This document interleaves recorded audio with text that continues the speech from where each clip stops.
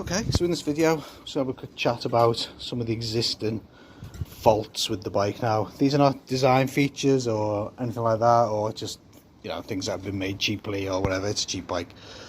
These are actual faults, proper faults that have been existing. They exist in virtually all bikes from day one. That includes the carb bikes and the fuel injection bikes, which Lexmoto have just never seemed to address. It's just, you know, on the forum they come up again, the same issues. They've never been fixed. Just goes on and on. There's quite a few. Unfortunately, they're quite easy to fix.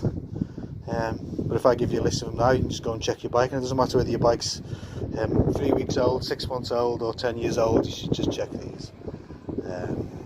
So just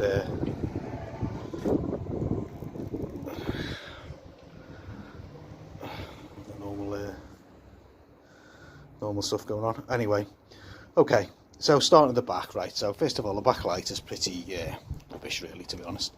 It's an LED rear light, and it's very prone to filling with water. Once it fills with water, it blots out the circuitry, and there's very little you can do. You need another one. I don't know whether that's because people lose the seals. I suspect that's not the case.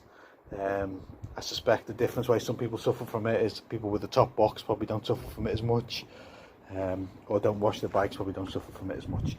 This bike's been quite heavily modified. You can see it's got an LED light, and it's got a separate number plate light, and the rear light's actually converted to a filament bulb.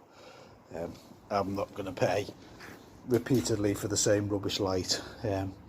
At some point I'll probably try and make something a bit neater or something if it so exists. Okay, so first of all, that's a bad one, so watch out for that. You might want to check that, so check your backlight.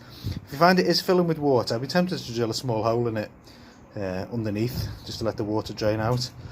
Just check that you've got the seal there. There should be a rubber seal between the lens and the light. I do warn you now, though, that the plastic's pretty awful. Repeated removal of it will just break it, so hence the different screws in this one. Okay, so next thing moving forward is the sprocket bolts. They are actually bolts, they're not studs. The bolts are through from inside the hub. They're always loose. There's just no excuse for it, really. There's nothing special about the ZSB.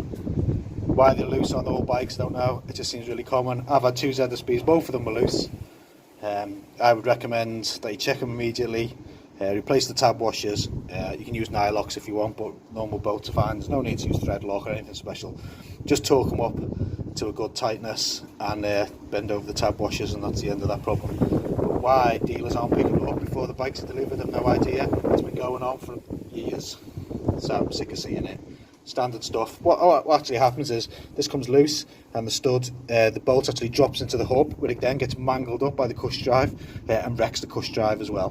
Destroys the cush drive. So the cush drives aren't up to much, are they? You'll probably find out the cush drive. In fact, a lot of the rubber components aren't that good. So brake lines, fuel lines, and stuff like that, and they're always worth checking. Okay, so moving forward. On the EFI bikes especially, this is a problem. This fuel pipe here, the main fuel pipe, there's two fuel pipes, there's one here and one here. This is the return, I think. The main fuel pipe, the main feed, it just cracks. It's L-shaped, there's very tight bend in it, and it cracks, and I've seen that happening on bikes that are 2 years old. So they haven't even been for an MOT yet, no inspection check, and they've got major fuel leaks. Really dangerous fault, really no excuse for it. Dangerous, should be recalled, should be fixed. I'd be tempted not to use the replacement. This is only cheap, you can get them. I'd be tempted not to do it and do what I've done and just use some decent quality hose. You might need to loop it round like that to get the bend in it if it's quite thick wall stuff. I quite like the thick wall stuff, it's safer. And the stuff that's covered in cloth as well is a bit more UV resistant, though it does look a bit of a mess. Okay, so that's that. Let's think what's next.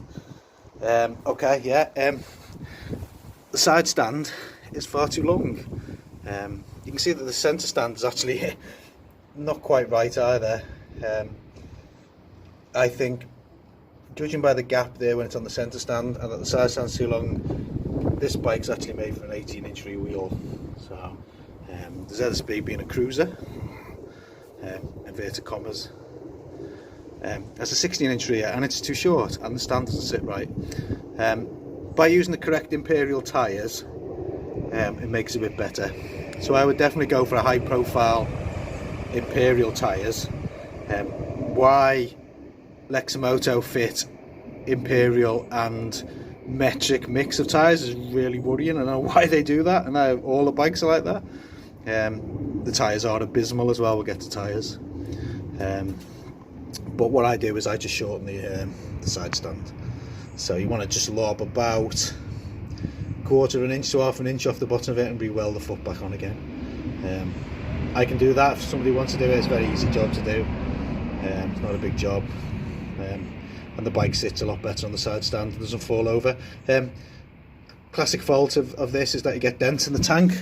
The bike falls over and the handlebars dent the tank. The handlebars bend and you get a nice big dent in the tank right here where it hits the ground, especially if it goes down with any force, like a high wind like it is today. That's a problem. Okay, what else goes wrong? The front headlamp's rubbish, but then that's just design rubbish, so you might want to do this. You can see this bike's fitted with a DLR. Oh yeah, the plug cap. Okay, as stock they come with a metal plug cap. I just replaced that with an NGK. It's very cheap. Just get that swapped out for an NGK one. They do seem to work, and some people have no problems with them, but once that metal cap, the rubber inside it gets a bit worn or it's wet, you know, it's just going to short out, and it's just one problem you don't want. Okay, so that's never been addressed, why they still keep fitting them. Okay, oh, another one, as you'll see that there's no side stand switch here. Just disconnect that. That will go wrong within the first week of ownership, and that'll stop the bike starting. Plus it introduces unknowns into the ignition system because you don't know whether it's working or not. So just disconnect it, and if you do have a fault with the ignition, you know it's not that.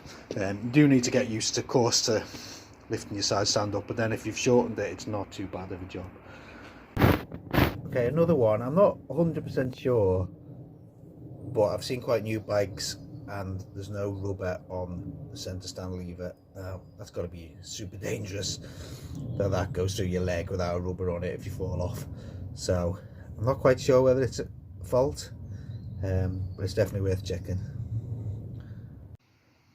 Another issue that affects them, and this affects the fuel injection and the carb bikes, but most of the fuel injection bikes are the E4 and E5 bikes, is that very poor low speed running, cutting out,